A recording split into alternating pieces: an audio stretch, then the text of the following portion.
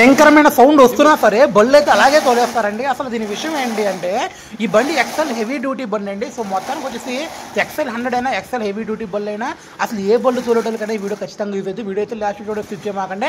ఇంత భయంకరమైన సౌండ్ ఎందుకు వస్తుంది, బండి ఎందుకు మోవట్లేదు? సో చూసారా చైన్ స్పాకెట్ ఎలా ఉన్నాయి, అప్పుడు దీని ఫ్రంట్ స్పాకెట్ చూసారండి. మనం ఎక్సలేటర్ వేస్తుంటే మనకి ఫ్రంట్ స్పాకెట్ అయితే తిరుగుతుంది కానీ చైన్ అయితే తిరగట్లేదండి, వదిలేస్తుంది. ఎందుకు వదిలేస్తుంది? దానికి పొల్లనే లేవండి. అలా ఉన్నా సరే తిరిగేస్తూ ఉంటారండి. ఎందుకు తిరుగుతారు ఏంటో అర్థం కాదు. కొన్ని పెద్ద వాళ్ళకైతే ఆ చైన్ లూజ్ అయిపోయి గేర్ గేసుకు రాసేస్తూ ఉంటుందండి, అయినా సరే అలాగే తిరిగేస్తారు. చైన్ మాత్రం టైట్ వేయించుకోరండి.